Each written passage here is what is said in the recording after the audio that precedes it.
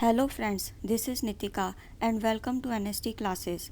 आज इस वीडियो में हम इंग्लिश पेडागोजी के प्रीवियस ईयर क्वेश्चंस करेंगे। इंग्लिश पेडागोजी 15 नंबर की आती है। हर क्वेश्चन में मैं आपको 1 मिनट दूंगी सही आंसर गैस करने के लिए। अगर आपको वीडियो पसंद आए तो वीडियो को लाइक करें, शेयर करें और चैनल को सब्सक्राइब कर लें।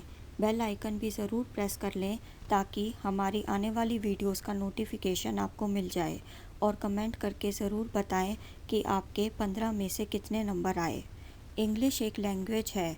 पेपर में आपको इंग्लिश में हिंदी नहीं मिलेगी, लेकिन मैं आपको अच्छी तरह से समझाना चाहती हूँ, इसलिए मैं आपको क्वेश्चंस और ऑप्शंस हिंदी में भी समझाऊंगी। तो चलिए शुरू करते हैं। Question 1, using a word bank and brainstorming helps to build. एक शब्द बैंक और बुद्धिशीलता का उपयोग करने से क्या निर्माण करने में मदद मिलती है? ए, आइडियाज़ यानी विचारों। बी, राइटिंग स्किल्स यानी लेखन कला। सी, रीडिंग कॉम्प्रहेंशन। डी, वोकेबुलरी यानी शब्दावली। इसका आंसर क्या होगा? मैं आपको 1 मिनट देती हूँ सही आंसर गैस करने के लिए।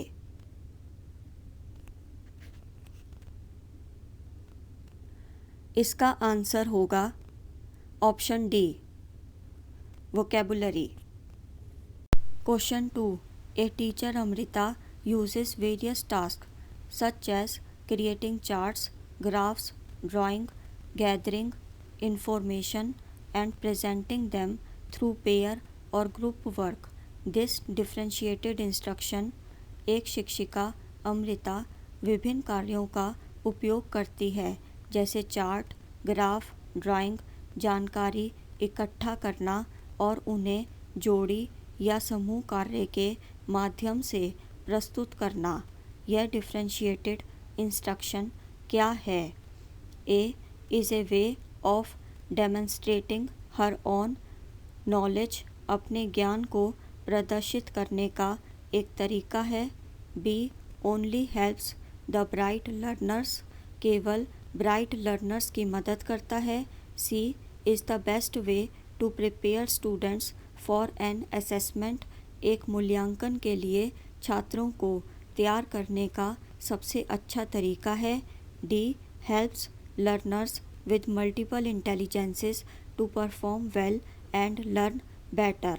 कई बुद्धिमत्ता वाले शिक्षार्थियों को अच्छा प्रदर्शन करने और बेहतर सीखने में मदद करता है। इसका आंसर क्या होगा? इसका आंसर होगा option D, helps learners with multiple intelligences to perform well and learn better. Question 3, an inclusive class is that in which. एक समावेशी कक्षा वह है जिसमें A, students from different nationalities study together. विभिन्न राष्ट्रीयताओं के छात्र एक साथ अध्ययन करते हैं। B, students from different religions study together.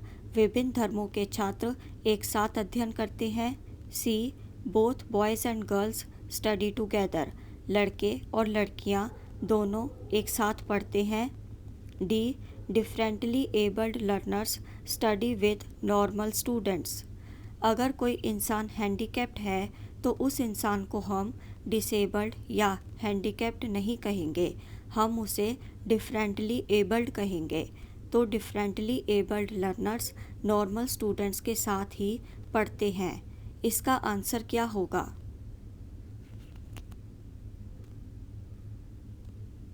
इसका आंसर होगा option D, differently abled learners study with normal students. Question 4, the term comprehensive in continuous and comprehensive evaluation means. निरंतर और व्यापक मूल्यांकन में व्यापक शब्द का क्या अर्थ है? ए, को स्कोलेस्टिक डेवलपमेंट यानी सह शैक्षिक विकास। बी, एकेडमिक स्किल्स यानी शैक्षिक कौशल। सी, scholastic and co scholastic development यानी शैक्षिक और सह शैक्षिक विकास, डी स्कोलेस्टिक डेवलपमेंट यानी शैक्षिक या फिर स्कूली विकास। इसका आंसर क्या होगा? इसका आंसर होगा option C, scholastic and co scholastic development. Question 5, concrete operational stage refers to those learners who are.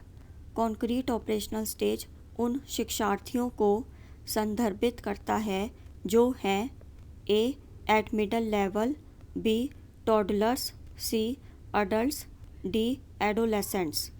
अब जिसने पियाजे की थ्योरी पढ़ रखी होगी उन लोगों को आंसर पता होगा, लेकिन जिसने नहीं पढ़ रखी उन्हें नहीं पता चलेगा। इसका आंसर क्या होगा? इसका आंसर है option A, at middle level, क्योंकि पियाजे ने 4 major periods of cognitive development दिए हैं, जिसमें से एक कॉन्क्रीट ऑपरेशनल है। इसमें मिडल और लेटर चाइल्डहुड आता है, यानी 7 से 11 साल तक के बच्चे। क्वेश्चन 6, एसेस और long writing task specially on A discursive issue should. निबंध या लंबा लेखन कार्य विशेष रूप से आलोचनात्मक मुद्दे पर होना चाहिए, तो यह किसमें मदद करता है स्टूडेंट्स की? चलिए ऑप्शंस देखते हैं। A help students with grammar, क्या यह स्टूडेंट्स की ग्रामर में मदद करता है? B help them to improve their handwriting, क्या यह छात्रों की लिखावट सुधारने में उनकी मदद करता है? C help them discuss the different points of view and justify them with illustrative points, क्या इससे उन्हें विभिन्न बिंदुओं पर चर्चा करने में मदद मिलती है और उन्हें व्याख्यात्मक रूप के साथ उचित ठहराया जाता है? डी हेल्प स्टूडेंट्स डेवलप दियर लिटरेरी स्किल्स, क्या इससे छात्रों को अपना साहित्यिक कौशल विकसित करने में मदद मिलती है? इसका आंसर क्या होगा? इसका आंसर होगा option C, help them discuss the different points of view and justify them with illustrative points. Question 7, A teacher designs a test to find out the cause of the poor grades of her learners through an। एक शिक्षिका किसके माध्यम से अपने शिक्षार्थियों के खराब grade के कारण का पता लगाने के लिए एक परीक्षण बनाती है? ए प्रोफिशिएंसी टेस्ट यानी प्रवीणता जांच। प्रोफिशिएंसी टेस्ट मेज़र करता है हमारी योग्यता को, कुशलता को। अगर किसी लैंग्वेज की बात करें तो प्रोफिशिएंसी टेस्ट मूल्यांकन करता है स्टूडेंट्स की reading, writing, listening, speaking and vocabulary का। बी अचीवमेंट टेस्ट यानी उपलब्धि परीक्षण। अचीवमेंट टेस्ट मेज़र करता है प्रेजेंट लेवल ऑफ परफॉर्मेंस, यानी किसी सब्जेक्ट पर एक इंडिविजुअल की क्या नॉलेज है उसको चेक करता है। C aptitude test. Aptitude test is a test designed to determine a person's ability in a particular skill or field of knowledge। किसी विशेष कौशल या ज्ञान के क्षेत्र में किसी व्यक्ति की क्षमता निर्धारित करने के लिए बनाया गया परीक्षण। D diagnostic test. A diagnostic test helps teachers and learners identify problems that students have with the language. इसका आंसर क्या होगा? इसका आंसर होगा option D, diagnostic test. Question 8, when learners are engaged in a pair activity taking on roles of a doctor and a patient, the activity is called। जब learners एक pair activity में लगे होते हैं जैसे डॉक्टर और मरीज की भूमिका में, तो उस एक्टिविटी को क्या कहा जाता है? ए डेक्लेमेशन। डेक्लेमेशन का अर्थ होता है भाषण, व्याख्यान, the act of speaking to an audience about something in a formal way. B simulation यानी अनुकरण नकल। C exchanging notes. D real activity. इस एक्टिविटी को क्या कहा जाता है?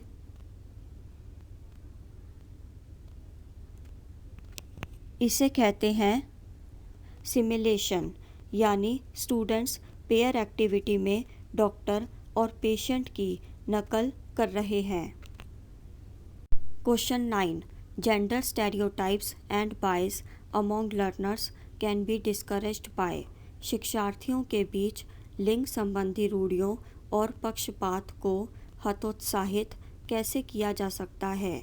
A using textbooks which do not perpetuate such beliefs. पाठ्य पुस्तकों का उपयोग करना जो इस तरह की मान्यताओं को बनाए नहीं रखती हैं। B creating an open and encouraging atmosphere in a mixed class. एक मिक्स्ड क्लास में एक खुला और उत्साहजनक माहौल बनाना। C pressuring girls to learn cooking.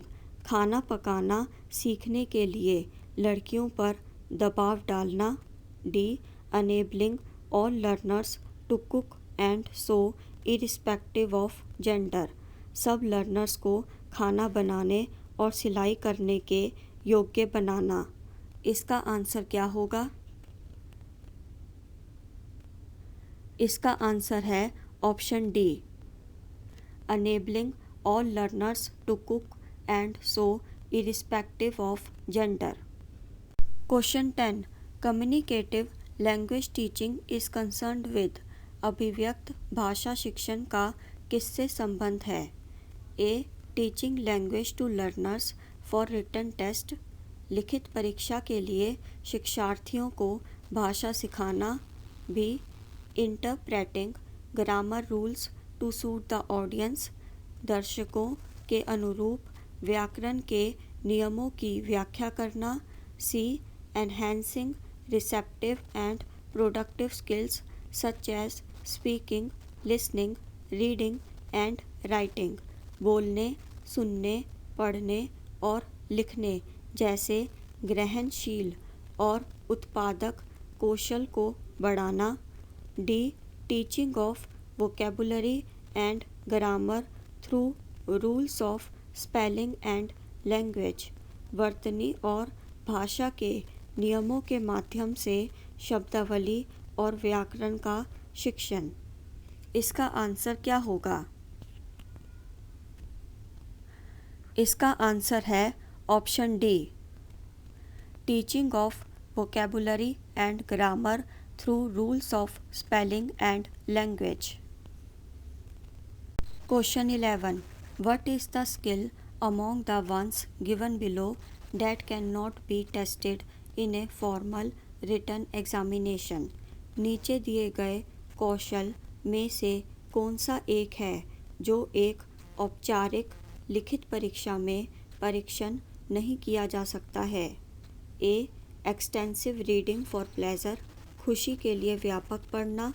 B analysing text, ग्रंथों का विश्लेषण। सी रीडिंग फॉर इंफॉर्मेशन, जानकारी के लिए पढ़ना।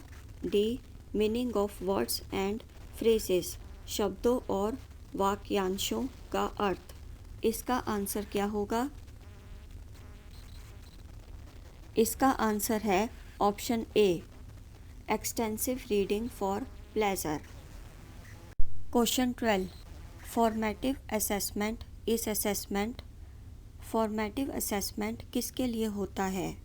ए in learning, B for learning, C of learning, D at learning.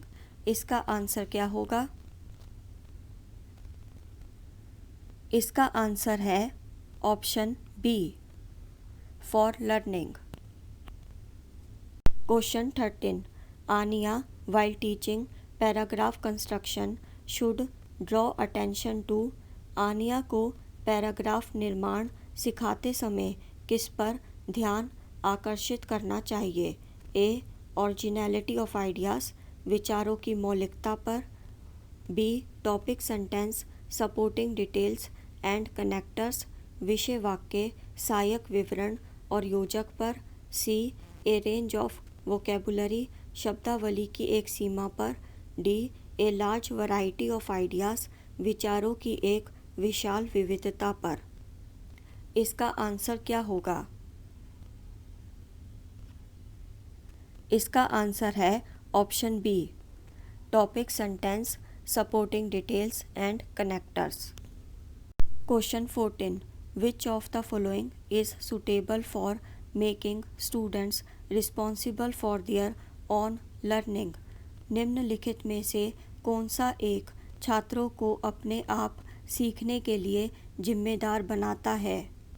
A, using technology to chat and network, chat और network के लिए टेक्नोलॉजी का उपयोग करना। B, encouraging students to ask more and more questions, छात्रों को अधिक से अधिक प्रश्न पूछने के लिए प्रोत्साहित करना। C, giving a lot of homework, project work and assignments to improve language skills of students, छात्रों के भाषा कौशल में सुधार के लिए बहुत सारा होमवर्क, प्रोजेक्ट कार्य और असाइनमेंट देना। D, discouraging students from making decisions about how they learn best, छात्रों को निर्णय लेने से हतोत्साहित करना कि वह सबसे अच्छा कैसे सीखते हैं। इसका आंसर क्या होगा?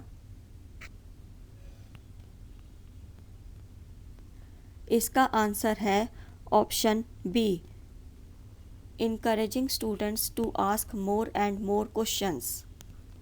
Question 15, the constructivist approach to learning means, सीखने के साधनों के लिए रचनात्मक दृष्टिकोण का क्या मतलब है? ए, teaching new words and structures using a variety of audiovisual aids followed by practice through drill, drill के माध्यम से अभ्यास के साथ ऑडियो विजुअल एड्स का उपयोग करके नए शब्दों और संरचनाओं को पढ़ाना। ड्रिल क्या होती है? A drill is a classroom technique used to practice new language. It involves the teacher modelling a word or a sentence and the learners repeating it.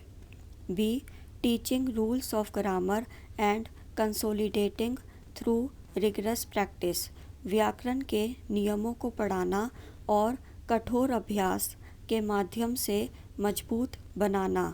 C, helping learners acquire new vocabulary by studying literature intensively, शिक्षार्थियों को साहित्य का गहन अध्ययन करा के नई शब्दावली प्राप्त करने में मदद करना। D, involving the students in a variety of activities to encourage them to learn new words and structures by accommodating them with those that they have already learned through a process of discovery, छात्रों को विभिन्न प्रकार की गतिविधियों में शामिल करके उन्हें नए शब्दों और संरचनाओं को सीखने के लिए प्रोत्साहित करना, उन्हें उन शब्दों के साथ समायोजित करना जो उन्होंने पहले से ही खोज की प्रक्रिया के माध्यम से सीखे हैं। इसका आंसर क्या होगा? इसका आंसर होगा option D, involving the students in a variety of activities to encourage them to learn new words and structures by accommodating them with those that they have already learned through a process of discovery. अगर आपको video पसंद आई हो तो video को like करें और share करें और चैनल को सब्सक्राइब करना ना भूलें और बेल आइकन भी ज़रूर प्रेस कर लें ताकि हमारी आने वाली वीडियोस का नोटिफिकेशन आपको मिल जाए। आपके 15 में से कितने नंबर आए ये आप कमेंट करके ज़रूर बताएं। See you in the next video, till then goodbye. Thank you so much. Thanks for watching.